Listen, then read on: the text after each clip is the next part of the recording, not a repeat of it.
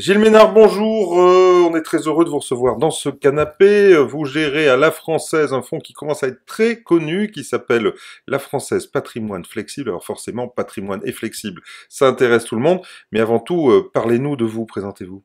Alors, je travaille à la Française depuis maintenant 8 ans, je gère des fonds depuis 8 ans et depuis 1 an, j'ai repris la gestion du pôle flexible de la Française. Donc, je gère un certain nombre de véhicules ouverts qui ont vocation à avoir une allocation flexible. La Française Patrimoine Flexible, c'est un fonds qui a vocation à capter une large partie de la performance des marchés d'actions européens, même si ce fonds-là peut avoir une diversification géographique et qui doit être en mesure également de prendre dans des proportions moins importantes la baisse des marchés actions. Donc c'est un fonds patrimonial qui doit reproduire ce schéma-là.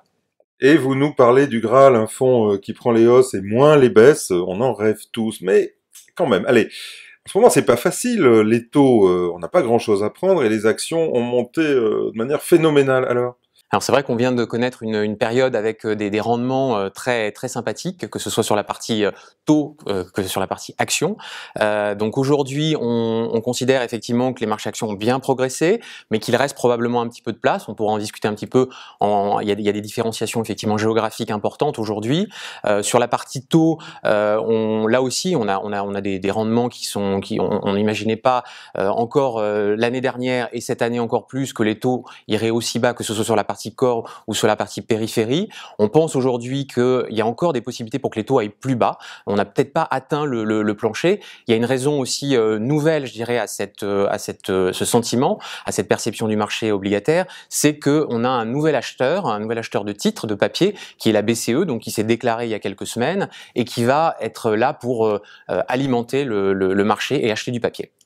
Ah là, vous me le jouez, la vie est belle, l'alignement des planètes, tout va bien. Mais quand même, allez-vous, en ce moment, est-ce que vous êtes plutôt prudent ou très push? Enfin, quelle est votre posture dans votre gestion? Alors on a commencé l'année avec une vision optimiste des marchés, sur la partie action notamment. Donc on avait patrimoine flexible a un maximum réglementaire de 65% d'actions, de delta action, et donc on a saturé ce delta action en début d'année avec un prisme action européen très fort, puisqu'effectivement on avait à la fois cette attente sur la BCE et également une vision macro-micro qui s'améliorait sur la zone européenne.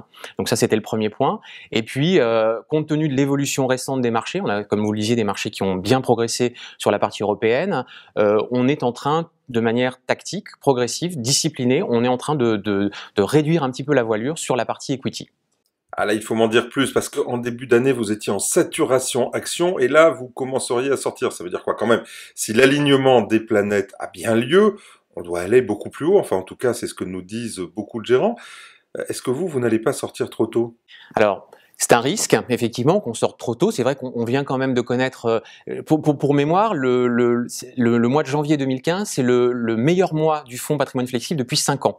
On a fait une performance de plus de 4,5% en un mois. Donc effectivement, c'est des niveaux de performance qui sont difficilement reproductibles. On ne va pas vivre une succession de mois avec des performances aussi significatives. En tout cas, on pense que le chemin ne sera pas en ligne droite. Et ça, c'est un peu notre conviction à la française, c'est que voilà, il y aura certainement des petits retours. On n'envisage pas des drawdowns très forts, en tout cas pas pour l'instant au vu des éléments qu'on a, mais on pense qu'il peut y avoir des petits retours. Et effectivement, notre approche disciplinée, patrimoniale, fait que on a aujourd'hui un certain nombre de raisons de capter la performance qu'on vient d'engranger et donc de réduire un petit peu la voilure. Donc on garde quand même un socle d'actions européennes très fort, mais on a réduit un petit peu notamment les actions américaines qui nous semblaient un petit peu chères. Mais sur les actions américaines, j'ai un scoop, vous n'en avez plus. On n'en a plus, mais alors c'est un scoop parce qu'effectivement c'est tout frais. Ça fait 2 jours qu'on n'a plus de positions longues en actions américaines. Alors c'est lié à un certain nombre de choses chez nous, c'est qu'effectivement, que ce soit les indicateurs de sentiment, les indicateurs de surprise économique qui se sont bien dégradés aux US, les indicateurs de valeur, enfin la valorisation des actions américaines, 18 fois les bénéfices 2015, ça commence à être un petit peu cher. Tous ces éléments-là nous donnent envie, en tout cas nous donnent envie de prendre des bénéfices et de réduire vraiment la voilure. Donc de manière tactique, on a vraiment réduit à zéro. Comme je vous le disais, on a une vocation quand même à être tactique sur le portefeuille. On pourrait en remettre si on a des petits retours là aussi sur le S&P, pardon. Mais aujourd'hui, on n'a plus d'actions américaines.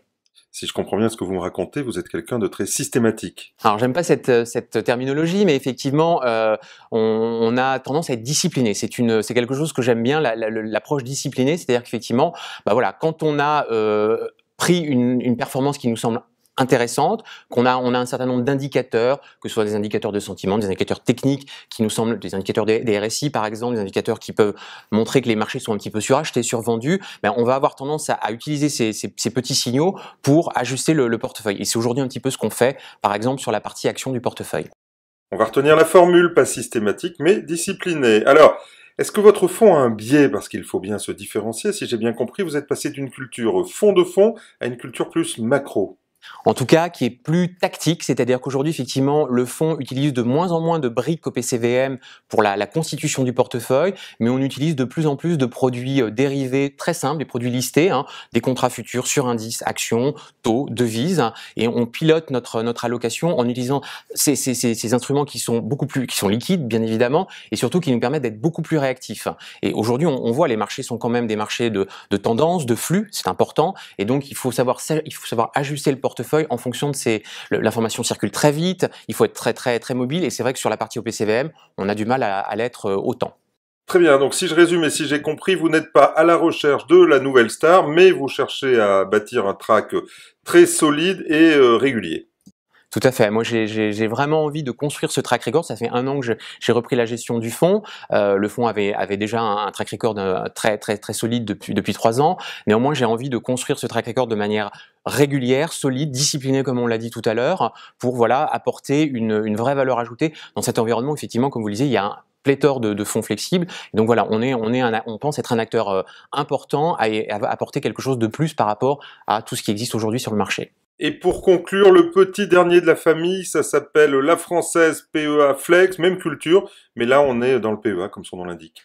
Exactement. L'idée, c'est de proposer à notre clientèle retail, en fait, un produit qui lui permet, au sein de son PEA, de ne pas avoir à gérer l'achat de titres ou la vente de titres. On ne sait pas quand est-ce qu'il faut acheter des actions, vendre des actions. Donc voilà. Donc on leur propose, au travers de ce petit fonds PEA Flex, d'allouer en fait la partie equity. C'est un fonds qui a un benchmark 50 actions européennes, 50 EONIA, et on travaille pour eux sur la partie allocation. Oui, enfin 50-50, mais qui peut aller de 0 à 100. Tout à fait, c'est un 0-100 effectivement. Donc ça c'est le benchmark du fonds. Et pour vous donner un ordre de grandeur, aujourd'hui, à l'image de ce qu'on a fait sur Padflex où on a réduit la voilure, c'est un fonds qui aujourd'hui est un petit peu en dessous de 45 de delta action, mais qui est monté à 75 en début d'année. Donc voilà, donc on a là aussi, j'irais, une illustration de la flexibilité telle qu'on la conçoit dans la maison La Française. On suivra ça de près dans 6 mois, vous nous racontez? Avec grand plaisir.